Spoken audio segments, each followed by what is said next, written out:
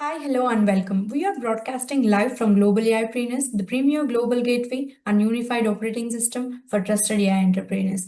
Right now, we are witnessing an unprecedented paradigm shift. The AI landscape is expanding exponentially, stretching across 8 plus categories and over 120 distinct technologies. Yet, this explosion has brought an unvetted bottleneck. Enterprises, buyers are facing severe decision paralysis. Investors are swimming in unvetted noise, and brilliant founders remain isolated from the cross border institutional bridges they need to scale. The results are clear: capital inefficiency and deployment friction. Promoted by the Global Council for the Promotion of International Trade and the Global Council for Artificial Intelligence and Robotics, Global AIPreneurs was built to change that narrative. We are moving decisively past passive directories. We are a multi-layer engagement engine spanning technical operational reviews and community ranking, connecting enterprises demand directly with trusted AI supply. Operating across over primary global hubs in India, Singapore, UAE, Saudi Arabia, the USA, the UK, Switzerland, the EU, South Africa, Kenya, Ghana, Nigeria. We are bridging the gap between raw potential and the institutional deployment. Today, as part of our visionary interview series, we are charting the future of the ecosystem. Joining us is a leader who embodies exactly what it means to build with high intent, high density, and absolute impact. Harinath, Pudipeddi, thank you for joining us today to help shape the future of global AIpreneurs. Hari is a creator of Liquid Oceans, execution advisor for business reinvention, frictional strategy, and product leader. Over to you, Hari. Thank you, Sushma, for having me. It's an honor to be part of the Global AIPreneurs. I wish to continue. I know you asked me to speak about how I can contribute back to Global AIPreneurs. I will touch upon it in my last 2 minutes. But otherwise, I had a few thoughts on what we want to discuss, and I would wish to go with that.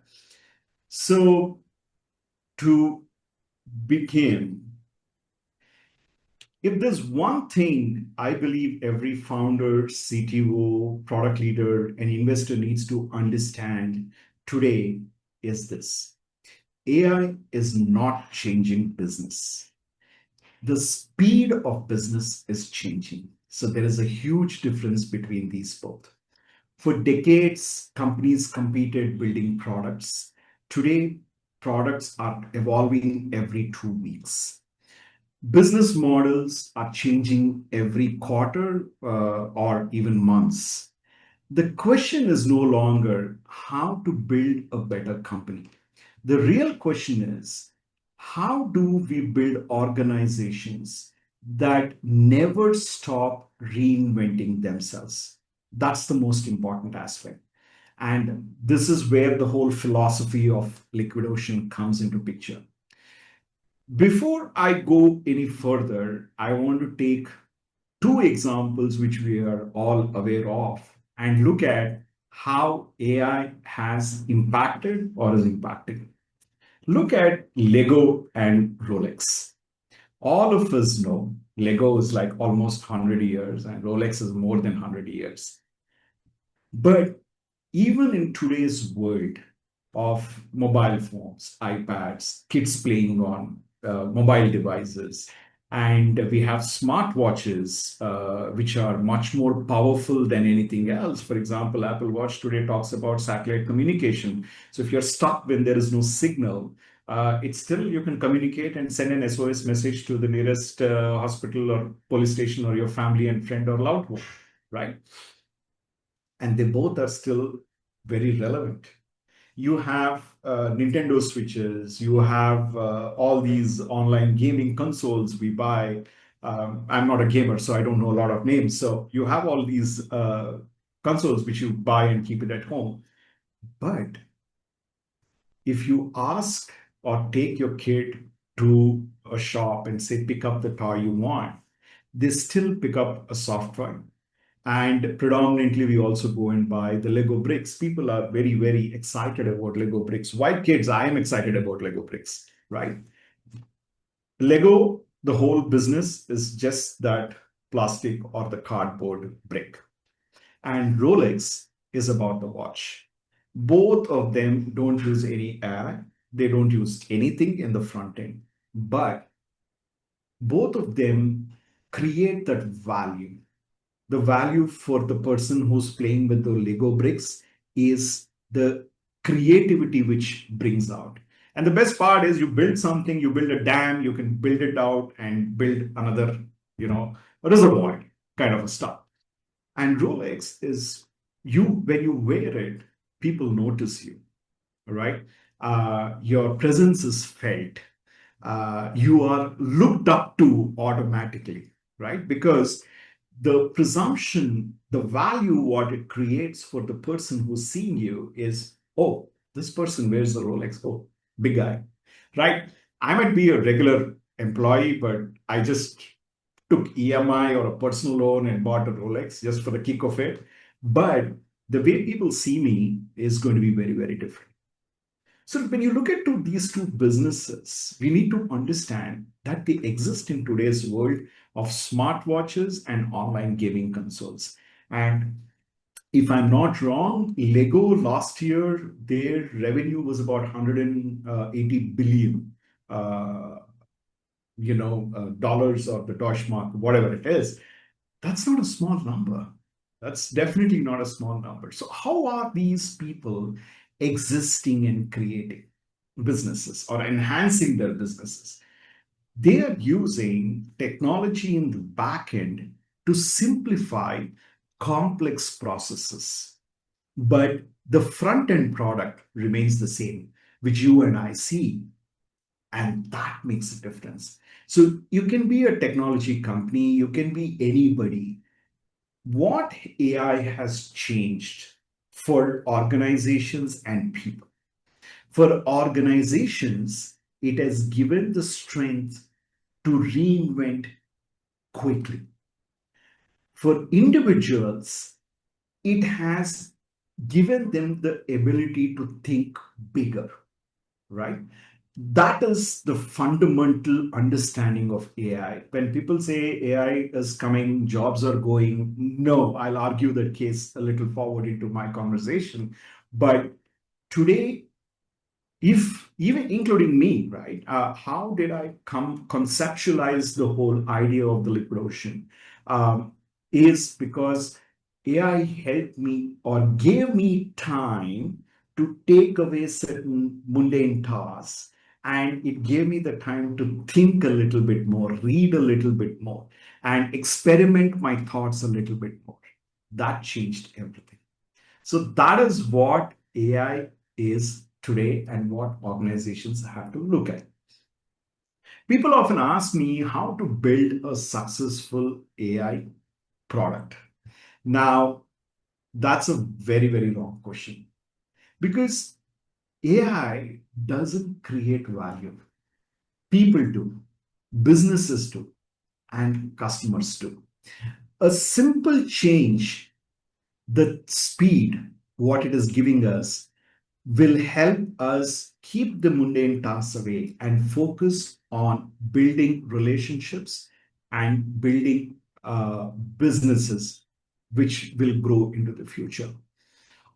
Over the last few years, I've been working with founders, CTOs, and product managers across healthcare and PropTech and B2B and B2B SaaS. One pattern keep repeating itself.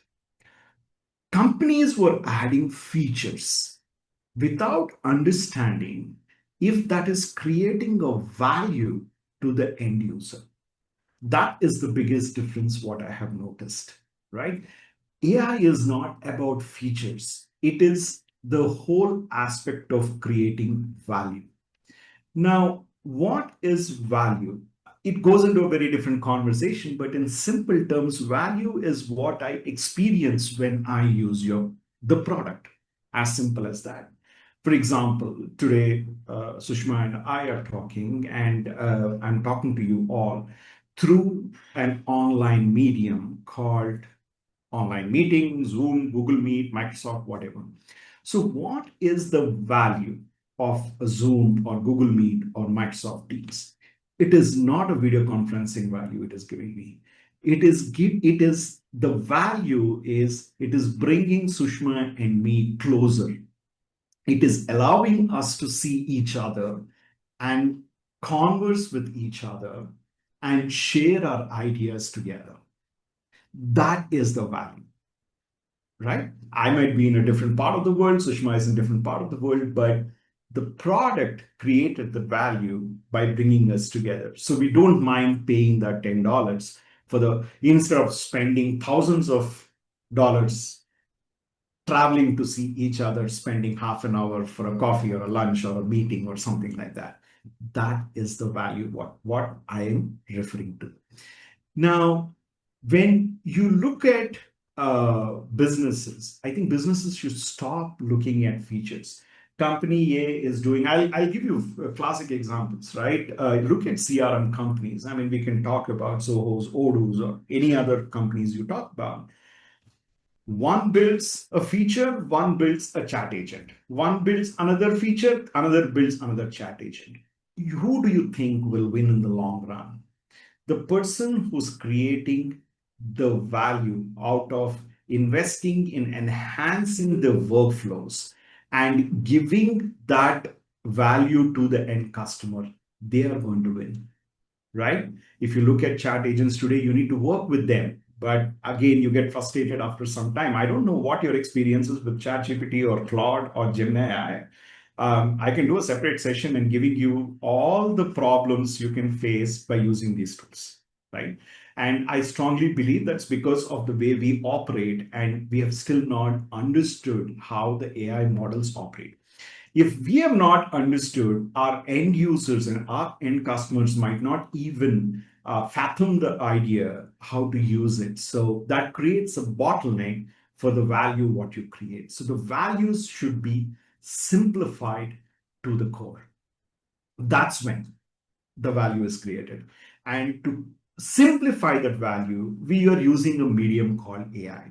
So if you are thinking, Hari, I'm going to build an AI company, I'm extremely sorry, you're not heading anywhere. You like it, you don't like it, that is the truth.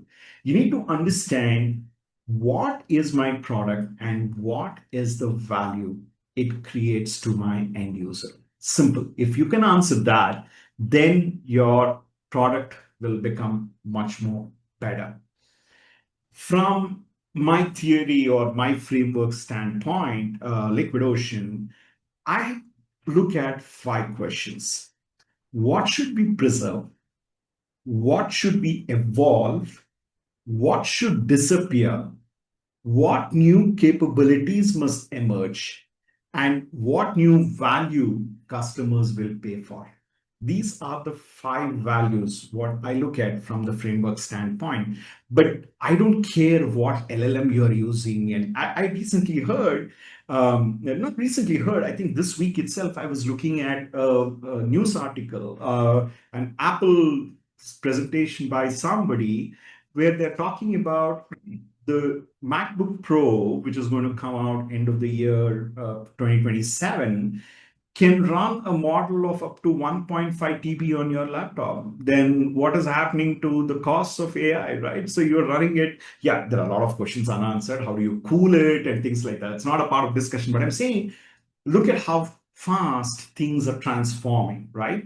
And once they transform and you have the ability to control it on your laptop itself, the pricing crashes. So if you are spending so much money today subscribing to APIs or LLMs and implementing them using GPUs and everything, yes, naturally, big products need bigger spaces. But I'm saying for a one single entrepreneur company tomorrow's future, I strongly believe in the 9 billion people, at least 1.5 to 2 billion people will be independent consultants in any capacity. You can be an UX designer, you can be a copywriter, you can be anything for the matter of fact. And for those people, it might not matter, but if for others, it might matter. And if you're investing so heavily in these aspects, we are not looking at tomorrow. And this is my favorite saying every time: the world existed millions of years ago, and it will exist millions of years after we are gone. So we're looking at a very short span and jumping so fast. But people or companies which are going to survive are the people who are reinventing themselves and the companies which are reinventing themselves. And that's where you use AI, how to reinvent yourself. Use it as your assistant or use it as your backend to reinvent and create the value to the customer rather than thinking, how am I going to give more features and how am I going to make money out of it? 9 out of 10 startups or companies who are investing in AI today, I can guarantee and write it to you and give, they are not able to justify the economic viability of AI implementation. That's the reason I feel, I think Mr. Sridhar Vembu mentioned this in one interview with on Times Now with Arnav. People, companies are investing in hardware infrastructure for the AI models to run, and they don't have money, and and the justification is firing people, right? But nobody is talking. I mean, this is online, so you can go and search what Mr. Wembu said to Arnab Goswami, right? And I concur with him. He's right, right? We like it, we don't like it. That is the truth. But whatever we see in the media or the news is very, very different and says, okay, people are losing jobs because of AI. No, that's not the truth, because companies are looking at spending money on that, trying to incorporate. If you look at the major companies, please don't look at tech companies, right? Tech companies is a very different ballgame. Businesses are very different, right? And the world runs on businesses, not on tech companies. So let's be very honest about it. And if you look at traditional businesses, they are very, very cautious. I work with multiple multinational clients, and they're very, very reluctant to use any AI because, Hari, that's not our budget at all. What we generate and what we need to plan for our expenses, that's not a budget at all. We are not touching AI. Please do this accordingly, and we will keep going forward. When it becomes economical, we'll think about it. That is the hard reality of truth. So if you're selling it to tech people and iPhone users or Android users, but the consumption will be very less. So keep that in mind. Now, the other aspect, what people also talk to me is, Hari, should we use AI agents? Should we build AI agents? This is one question which comes. But I tell them, don't build anything in haste. Technology keeps evolving. So focus on the business. And if you feel the business requires it, and if you can justify the agent surviving the next 24 to 36 months, then probably give it a thought. Otherwise, pass it on, focus on what needs to be done. So these many aspects when we talk about organizations are also using AI. I know there's one company born out of Germany. They're working on automating the boardroom discussions into AI models, right?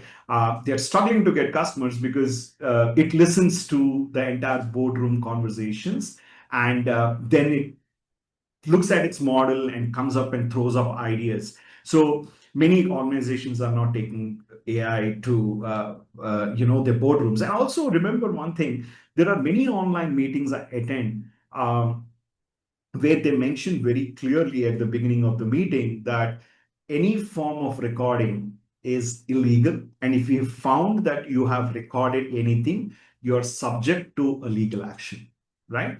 So forget about AI. People don't even want to record their meeting, right? So in summary, what I'm trying to say is we need to understand AI is not everywhere. I mean, people are very cautious. It's going slowly. And when organizations or people are buying products, they are trusting you and your business more rather than anything else in the technology you provide. So bear that in mind in terms of where it goes. And the next aspect I want to touch upon is where do we see things going in the next 3 to 5 years, right? Let me tell you, 3 to 5 years is a very small time. Okay, very, very small time. Okay. But because the technology is changing very fast and things are evolving, it doesn't mean that things will change in 3 to 5 years. Yes, definitely there will be an enhancement. Okay, ChatGPT came in 2021, 22. How much has changed in almost 4 or 5 years? As a techie, you might think the world has changed, but as a person who works with traditional businesses, and I also work with tech companies, but traditional businesses, nothing has changed. Let's be very honest about it. They're being very cautious to understand how things will happen, what technology they should incorporate. Recently, I was talking to a company in Gujarat. They're a manufacturing company, and they call me for their tech strategy kind of an approach. And after I studied the entire process, I told them, look, at this point of time, I don't think you need AI. All you need is processes which are more dependable through technology. That's what you need to focus on. You for your line of business, AI is not required for them at all, right? And so, like the CEO was saying, Hari, you're the first person who's saying that we don't need AI. Everybody was trying to sell us AI, and I said, no, I'm being very practical because I studied your entire processes. So I studied it for about a week. I made my report, and I said, see, this is what you're doing today. And these are the areas where tech is not even there. So probably it can help you strengthen your manufacturing process and your dispatch process.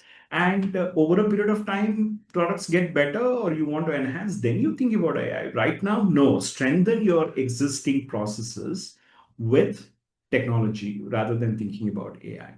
So this is one thing which I keep telling people, right? Don't jump on the bandwagon. Be in the shoes of the consumer and understand if they really require what kind of feature they require. For example, my brother uses an Android phone. The only thing he uses is a phone call to pick up and WhatsApp to talk to his daughter who lives overseas. That's about it. He doesn't do anything on the phone. And once in a while, he scrolls on YouTube. He doesn't even have Instagram installed. Right. So if you're trying to build products, understand that not every tech user might need all these things. The second part, the first, I mean, sorry, the points what you're talking, the first one is we'll move away from software to operate people. So focus on people more than software, bring the trust, create the value to the consumer, they will stick to you. I mean, I have one favorite example here. I don't know if I'm taking more time, but one quick example. I don't know how many of you heard about the company called Patagonia, right? They manufacture outdoor clothing like Colombia, right? They're not in India, so let's not bang our heads on that. In 2011-12, they gave an ad in New York Times newspaper, full page ad, don't buy our jacket. I actually did a video on this, but don't buy our jacket. So what they have been doing is they manufacture high-end outdoor gear. I mean, for your rock climbing or adventure sports kind of stuff, the jackets start about $170 or something like that.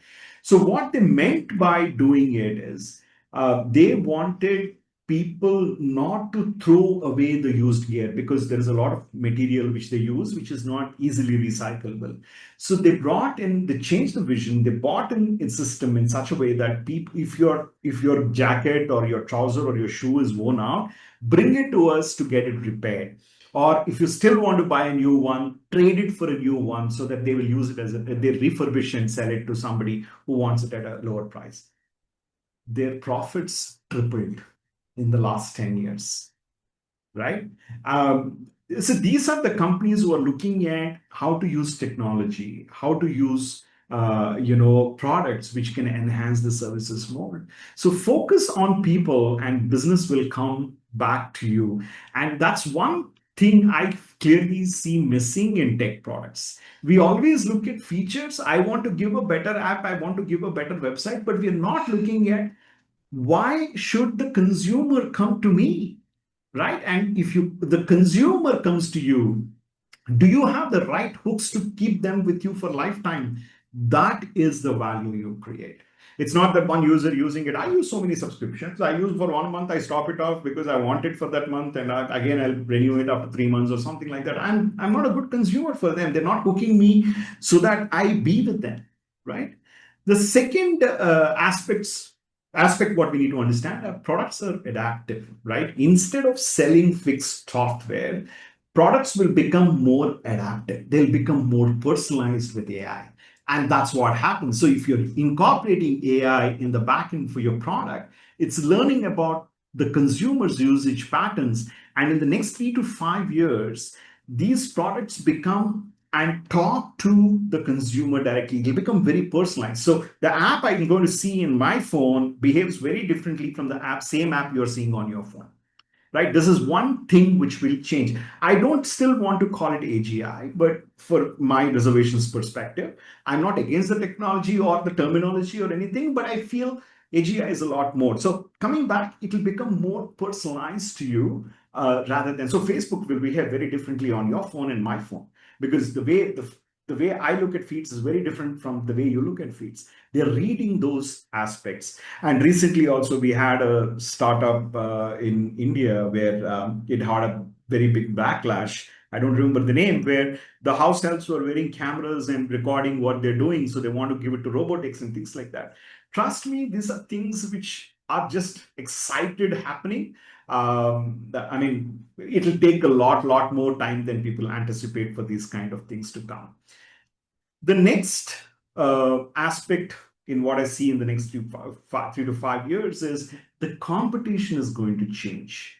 Today's companies, we are all competing with features or products, but tomorrow they will compete with the speed at which they adapt to your usage of products. That's going to happen. And speed happens because you're using AI at the back end, right? And the value you are creating. That's the big difference. The fourth one is the trust becomes the differentiating factor. You believe it or not, it is the trust which plays. Why do we subscribe to Microsoft? Why do we subscribe to Google, right? I might have my own reservation. I mean, I talk to a lot of people, and many people are like, oh, Microsoft is grandfather's organization. They are a grandfather's organization, but you also need to understand every company registered in the world, 90% of them use Microsoft. And if your company's turnover is going to touch $1 billion, trust me, you're going to move over from Google to Microsoft. There are certain reasons why they are that way. Okay, so your trust factor becomes very important. On Google, I know I search for something, or my Alexa is on my phone or at home. I know it is listening to my conversations. How many of us take time to go to the settings and switch it off, right? I mean, most of the phones are switched on by default by location, as Sundar Pichai himself said, right? Even Apple switches it on automatically, but and you have a lot of videos. It's a do these 10 things first before using your phone. So how to switch it off? There are, and they'll make it complicated. It's just not that you go to setting location off. No, it doesn't work like that. They'll put 4 steps for you to get confused. And I mean, if we are a little tech oriented, if I give it to my brother, he will say, I don't know, leave it like that. Right. So that population is much more higher. Right. So that your product becomes a differentiator, and trust becomes the most important. If I trust you, I will share my data with you. I mean, Ola and Uber also, right? Only when I'm booking, I go to settings, open location services, switch on, because I want the guy to come, because I know the tech behind what goes. The guy has to come to my house. Otherwise, I keep it switched on. Otherwise, they're reading where you're going, how you're traveling, and all that stuff, and it becomes complicated. And as I mentioned, I mean, look at any product which runs on trust, right? Rolex, Legos, Patagonia's, any big brand you take, it goes Columbia. Anything goes with the trust. And finally, the most important aspect, which will be impacted in the next 3 to 5 years, is the leadership mindset, leadership reinvention. I'm not marketing myself, but I'm also sharing what I do. Otherwise, I do leadership in interventions or reinventions for large organizations.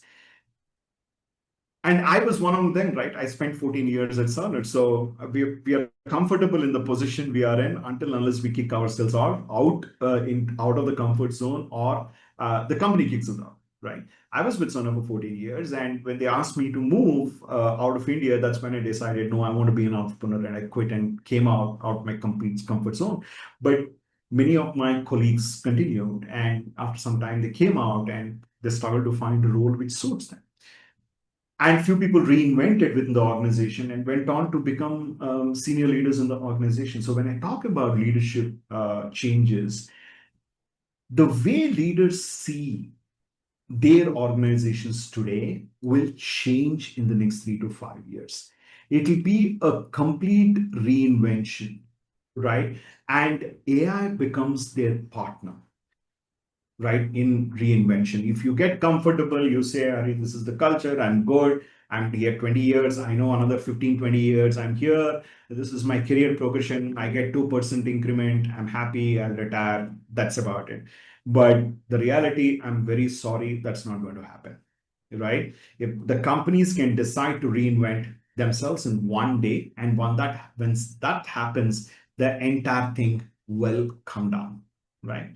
That these are the principles I brought together in my framework called the liquid ocean, and that's the aspect what any organization had to look at in the next 3 to 5 years. These are the areas where you need to focus on if you want to survive. So trust, use AI as your assistant or your companion. Don't sell AI without understanding the value it is going to create, right? So the if you are a tech product and you want to scale internationally, there is also something which is different, which will happen. It is already happening. It will happen. If you notice, many apps are centric to the regions, right? If you go to app, if you're an app developer, you put on app stores on either Google or iOS. They have localized apps, right? You can't download few apps from the US here and Australia or Singapore, whatever. They're predominantly regional specific. You can build your product and scale globally. What remains the same is the value of your product, what problem it's solving, but it becomes more localized in terms of how it interacts with the consumer, right? If you're building global products, don't think I'll build a workflow here and it'll sell everywhere in the world. And don't think that a workflow built for America will sell everywhere, or in Europe it'll sell everywhere. No, people are different. We are forgetting these are the most important aspects of scaling businesses. People think differently, people approach differently, right? And I mean, this is my classic example, right? If you look at the investors from the West and the APAC, it's very big difference, right? Why? Investors in APAC, India, Singapore, Hong Kong, Australia, all these investors come from a thought process of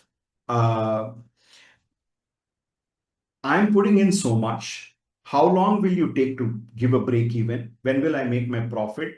When will I exit? Right? But the Western investors think very differently. If there is value, they keep pumping in. And we know many examples I can give you in India itself, which failed and didn't take off after raising $1 million, millions of dollars, and things like that. So look at the trend which will change, or you have to focus is this.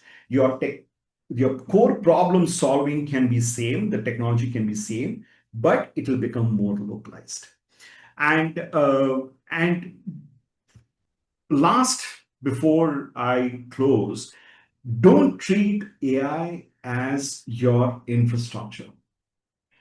That is the biggest mistake everybody is doing. AI is not the reason why people are thinking it's infrastructure is because of the cost involved. I need to have the GPUs, I need to have the servers, I need to have, buy credits to run and all that stuff. So that is the reason people think it's infrastructure. Please do not put that in infrastructure column, but put it in your strategy column. AI is a strategy. It's not infrastructure. So as every strategy requires the right kind of investment, AI also requires the right kind of investment. So the moment you start looking at AI from the lens of strategy, your investment approach completely changes, which will support your business rather than burn your business. So that's one thing I wanted to mention. And one last metric, if I can share before I go, as an organization, as a product, or including as you, One metric you have to look at is your reinvention velocity. That's the very most important metric. And that's not how fast you ship, not how much you spend time coding or building or learning as an individual and things like that, but how quickly can we embrace that learning and reinvent ourselves in the approach, right? That is one metric I would leave today's conversation with. Thank you. Yeah. Thank you, Hari, for that insightful and thoughtful provoking speak like what you have done in the AI. So your Anytime. perspective on product strategy and the business reinvention, and your message that AI should not be treated as an isolated technology initiative, but embedded into your business strategy, Strategy, solve correct. real customer problems and drive meaningful outcomes, right? Correct. So yeah, it has truly been inspiring. So your practical insight has provided tremendous value to our global AIpreneurs community. Glad I could be of any help. But yeah, thank you for having me, Sushma. If you don't have any questions, if you have any questions, please let me know, and Yeah, I I will. just have a few questions about like Please. how about you have speak it. So throughout your career, you have helped organizations reinvest product, technology strategies, and business models at critical points of transformation. So as AI reshapes every industry, what fundamental mindset shifts must business leaders make to ensure they build AI products that solve meaningful customer problems rather than simply adopting AI for its own sake? I touched upon this point. Yes, So yes. every business leader should look at it from a strategy standpoint, and what is the value I'm creating to the end customer using AI, right? Again, coming back to Lego example or Rolex example, right? Lego, their internal processes enhanced. So what happened is they started doing more variations of products. So Star Wars, that's how I came in. It's not because of AI, because they were reinventing themselves, right? Star Wars came because of that. And all of us know how Lego Star Wars became a classic hit across the world, right? So that's the kind of an approach any entrepreneur or organization, product manager should look at.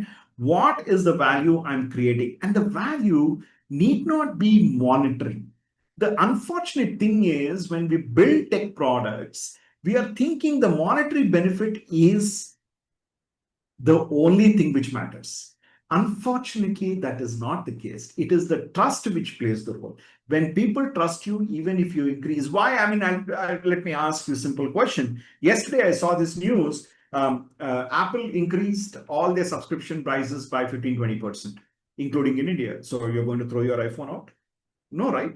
You're continuing your subscription because of the trust you have with the ecosystem. So in one way, you can argue, Hari, that's money-making mechanism. So even if you trust, people will keep increasing prices. Yeah, you have always the option to walk away, but you will not walk away. I mean, I will not walk away because there is a lot of investment I made in the ecosystem, right? So make people stick to the ecosystem and then play with. Monetary is not the only outcome of building products.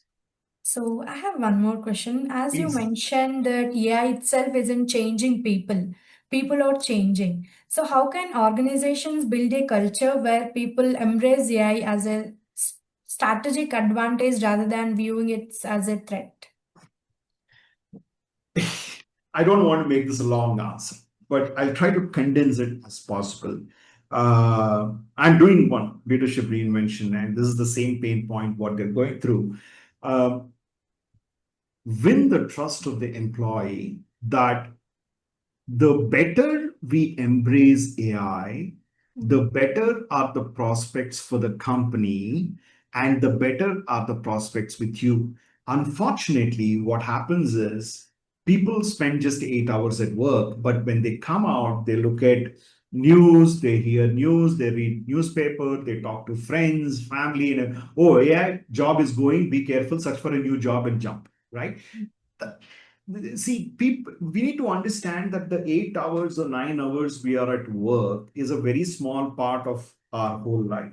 So, organizations which can communicate the value of the contributor, which is the employee to the organization, and give them the tools and understanding of how their value can increase by adopting AI, trust me, organizations are going to reinvent themselves, leaders are going to reinvent themselves. So organizations need to give the trust factor to the employee. Look, if you use these tools or adopt AI into your workflow, your output will become much more valuable. So, and then you reinvent and we reinvent, and you're more valuable to the organization.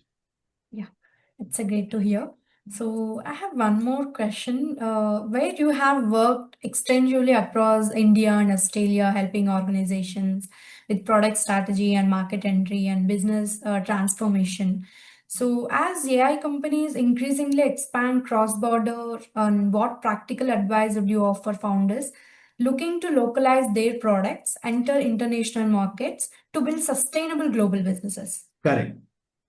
You need to understand their language. So, for example, even in India, let's say the consumer in Assam is going to behave very differently from a consumer in Kerala, right? A consumer in Delhi is going to behave very differently from a consumer in Bangalore, right? But that doesn't mean we localize it within the country itself, because there's a common thread of our thought process. So, in the similar fashion, when you take products out, that's why few of, I mean, even though there are good CRMs or ERPs available, I see many people not using Asana or Monday.com or these things, because the way we work is very different, the way they work is very different, and the workflows are built that way. That's why many people want to do their own custom ERPs or CRMs, which are more for their purposes.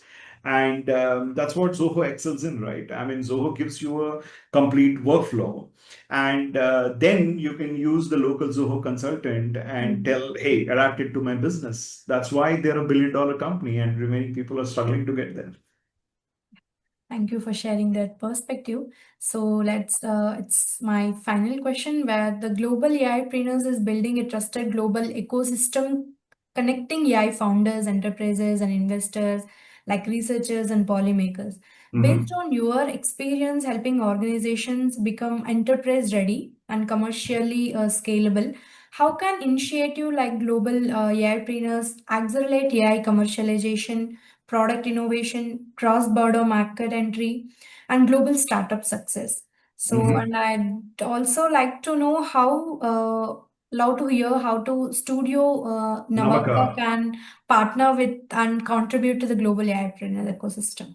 Perfect. So, Sushma, there are three, four things what I look at, right? How global AI, our global AIpreneurs can leverage my expertise and the organization expertise is um, helping founders and startups to move beyond AI features, right? Towards building products which actually customers pay for, right? We have a framework. We do that with the founders, and these are all not long-term engagements or anything. This is short-term engagements. The second thing is making people understand how global businesses operate, how global consumers operate, right? That's the second part of the framework. The third part is, helping, the CXOs, CTOs, CPOs to with governance frameworks for AI, right? How to incorporate, how to leverage AI into their organizations through leadership reinventions. Because adopting AI is just not like, okay, we are subscribing to ChatGPT or Claude and let's start using it. No, that's not what it is. People need to change. People need to adopt, because you are end of the day paying for the license, but people are using it for a different reason, or they don't want to ask a question or look at what can be subscribed to it, right? And I know large organizations, I don't want to name them here. When I say large, they're really large and multinationals where I have friends working and, people working. And they say, Hari, we have corporate subscription, but everything is for the corporate. I said, correct. It should not be from the global part or outside like a Google search. Now, They want people to use AI, and they're cutting their learning budgets. So, I mean, typically, if I remember right, we used to have about $30-40 learning budget per annum per Yes. employee, right? You play around with those numbers from a large organization perspective. Now, organizations are cutting down on the learning budgets for the tool subscription, but people don't know how to use the tool, right? Not everybody knows. I mean, that's fair point. I mean, and everybody need not know too. So if organizations can invest a little bit in helping their employees think two steps ahead in adopting AI and the benefits, and this is what we call leadership and people reinvention, right? If they can do that, then the return on investment for the organization is seen from AI. And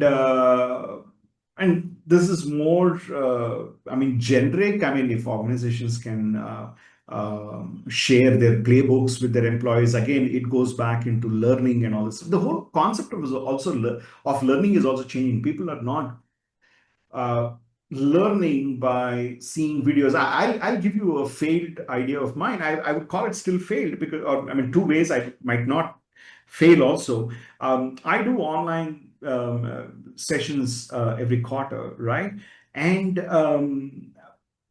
I could not communicate. This is going to be a personal one-on-one workshop. People love going to Udemy or something like that. Recorded session, pay for it, listen to it at their free time and do it. But when set a time, it becomes very difficult. So what I'm saying is people's learning patterns are changing. So organizations also need to understand. Doing a classroom session, I mean, recently I had a request for like, well, please teach AI to our team and one-day workshop, right? I mean, I can't teach AI in one day, right? So if organizations can look at how they can help employees adapt to the technology, I think they'll see a value much better. Yes, I think that gives our audience a great deal to reflect on. So, what an insightful and inspiring conversation. Thank you, Sushma. Yeah, I just to our visionary speaker, Hari, thank you for sharing your remarkable experience and Anytime. practical insights with the global AIpreneurs community. Your Anytime. perspectives remind us that successful AI businesses are built not only through technological innovation, but through strong product strategy, customer understanding, and continue reinvention and discipline execution. So, to everyone joining us from around the world, thank you for being part of today's session. The further of artificial intelligence will be shaped not only by technological breakthroughs, but also by international collaboration and responsible governance and shared reinvention.